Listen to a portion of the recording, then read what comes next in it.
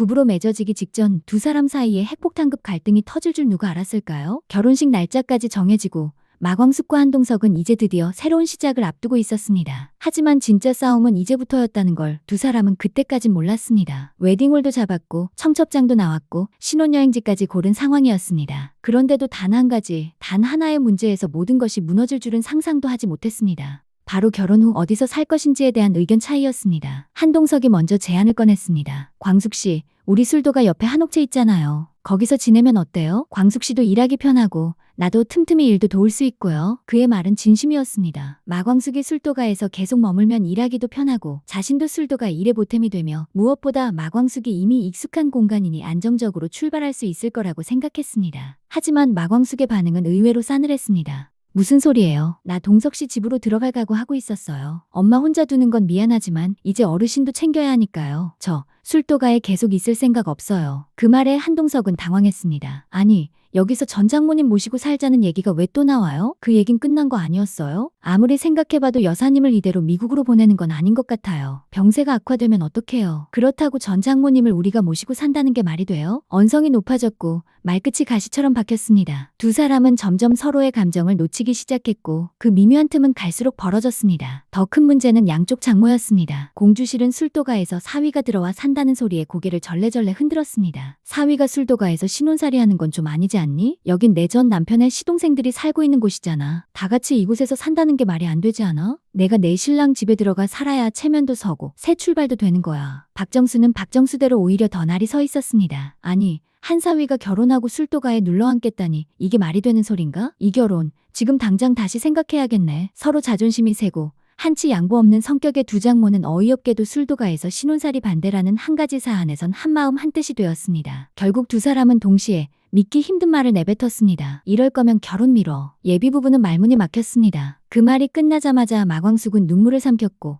한동석은 말을 잇지 못한 채 문을 박차고 나가버렸습니다. 양가 어른들도 등을 돌렸고 결혼식 준비는 그대로 중단되었습니다. 청첩장 박스는 아직 뜯지도 못한 채 거실 한 구석에 덩그러니 놓여 있었습니다. 그런 와중에도 결혼식 날짜는 코앞으로 다가왔고 거처 문제는 여전히 해결되지 않은 채 시간만 흘러갔습니다. 분위기는 냉랭했고 어느 누구도 먼저 화해의 말을 꺼내지 못하던 그때 지옥분이 갑작스럽게 어지러움을 느끼고 주저앉았습니다. 문미순이 부축하며 물었습니다. 동서, 또 그래? 요즘 계속 울렁거린다며 병원은 가봤어? 지옥분은 멋쩍게 웃으며 대답했지만 이미 마음속엔 불안감이 스멀스멀 퍼지고 있었습니다. 그리고 다음날 아침상을 내리던 지옥분이 식탁에 놓인 깍두기 냄새를 맡자마자 그대로 화장실로 뛰어갔습니다. 토하는 소리에 집안이 발칵 뒤집혔고 곧이어 흥수가 불쑥 찾아왔습니다. 옥분아, 너 혹시... 그제야 지옥분이 울먹이며 임신 테스트기를 내밀었습니다. 선명한 두 줄. 그 충격적인 사실이 온 가족 앞에 드러나자 싸늘하게 얼어붙었던 공기도 일순간에 달라졌습니다. 한동안 모두가 말을 잇지 못하고 멍하니 서 있었지만 가장 먼저 입을 연 사람은 공주실이었습니다. 세상에, 우리 집에 드디어 아기 울음소리가 들리겠네? 정말 축하해. 공주실은 활짝 웃으며 지옥분의 손을 덥석 잡았습니다. 동서, 이건 축복이야. 흥수 도련님, 아빠 되신 거 축하해요. 뒤따라 문미순도 지옥분과 오흥수를 번갈아 보며 축하했습니다. 옥분이 내가 아기 엄마가 되다니 나 지금 소름 돋았어. 근데 왜 혼자 끙끙 앓았어? 이런 건 가족이 다 같이 기뻐해야지. 그제야 지옥분은 눈물을 뚝뚝 흘리며 말했습니다. 나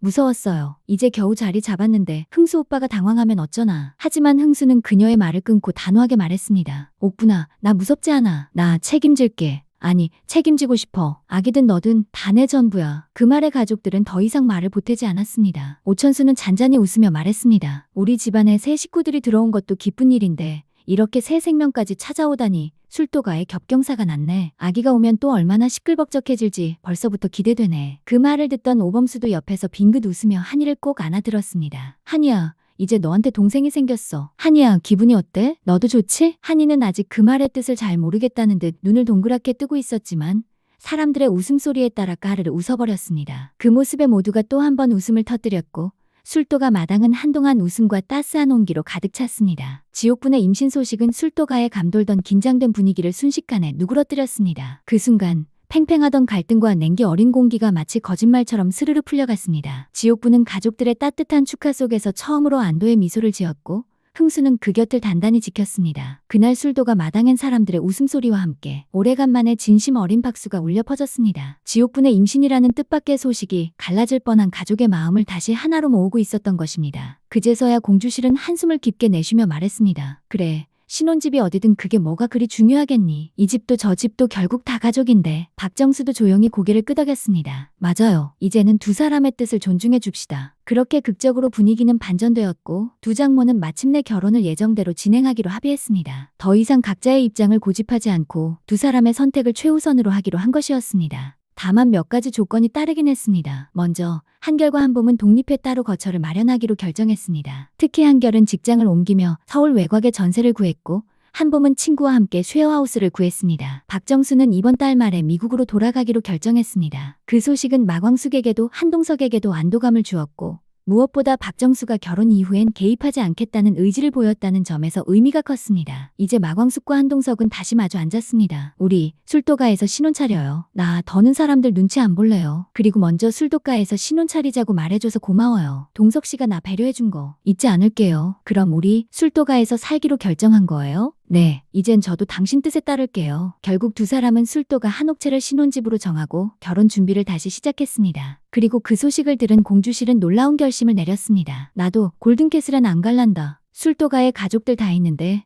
나 혼자 거기서 호의호식해서 뭐 하겠니? 가족들 곁에 있는 게 최고지. 거기다 여긴 소중한 사람도 있고. 그 말에 모두가 웃었고 오랜만에 술도가 마당엔 웃음소리가 퍼졌습니다. 특히 고자동은 괜히 헛기침을 하며 주방으로 들어가 버렸지만 그 얼굴은 새빨갛게 달아올라 있었습니다. 한편 마광숙은 한동석과 함께 청첩장을 다시 정리하며 조심스레 물었습니다. 동석씨, 혹시 후회되는 건 없어요? 이렇게 복잡하게 꼬였다가 겨우 다시 풀렸는데. 한동석은 환하게 웃으며 말했습니다. 내가 제일 잘한 선택이 뭔지 알아요? 광숙씨한테 프로포즈한 거요. 그게 내 인생 최고의 결정이에요. 그 말에 마광숙은 말없이 그의 손을 꼭 잡았습니다. 불과 며칠 전만 해도 이 결혼이 무산될지도 모른다는 불안감에 잠 못 이루던 날들이 떠오르며 이 순간이 더욱 소중하게 느껴졌습니다. 그날 저녁 술도가 마당에서는 간소하지만 따뜻한 가족 모임이 열렸습니다. 공주실은 직접 부침개를 부쳤고 문미수는 갓 묻힌 나물을 상에 올리며 분주히 움직였습니다. 박정수도 어색한 듯 한쪽 다리에 앉아 있었고 한결과 한봄은 케이크와 작은 꽃다발을 들고 와 분위기를 한층 부드럽게 만들었습니다. 그때였습니다. 마당 입구 쪽에서 조심스레 인기척이 들리더니 오범수가 누군가를 조심스럽게 데리고 들어왔습니다. 오범수 곁에 선 사람은 바로 독고세리였습니다. 세리는 주변의 시선을 의식하듯 몸을 웅크리며 쭈뼛쭈뼛 뒤따랐고 마당에 들어서자마자 한순간 모든 시선이 그녀에게 쏠렸습니다. 그 모습을 본 마광숙은 미소 지으며 먼저 다가갔습니다. 세리씨, 어서 와요. 잘 왔어요. 따뜻한 목소리에 세리는 눈이 커졌고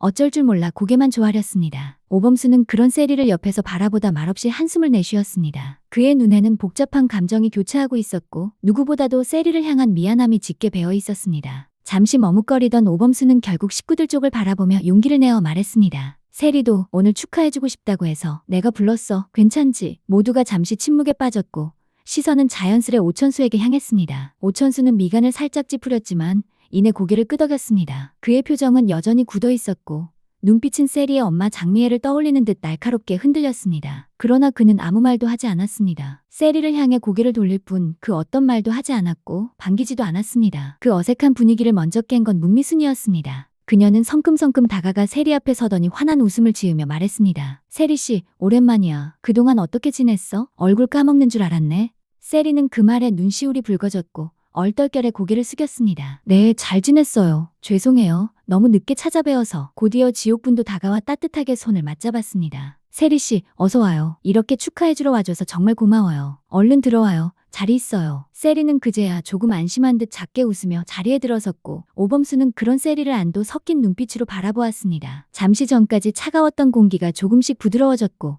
술도가 마당엔 다시금 사람들의 웃음소리가 퍼지기 시작했습니다. 그저 불편한 존재로 여겨질까 두려워했던 세리는 오늘 이 자리에서 처음으로 가족의 울타리 안으로 들어온 느낌을 조심스레 느끼고 있었습니다. 그리고 그런 세리를 오범수는 말없이 바라보며 조용히 속으로 다짐했습니다. 세리는 무슨 일이 있어도 내가 지켜줄 거야. 우리도 언젠가는 진짜 가족이 될 수 있겠지? 드라마 모여라. 오늘 이야기는 여기까지입니다. 끝까지 시청해주셔서 진심으로 감사드립니다. 이 채널의 영상들은 저희 상상력을 바탕으로 구성된 예상 스토리이며 본 드라마의 실제 내용과는 다를 수 있습니다. 오늘 이야기가 재밌으셨다면 구독과 좋아요, 그리고 여러분의 생각을 담은 댓글도 꼭 남겨주세요. 여러분의 응원은 다음 이야기를 만드는 데 큰 힘이 됩니다. 다음 이야기를 더 빨리 보고 싶으시다면 알림 설정도 잊지 마세요. 감사합니다.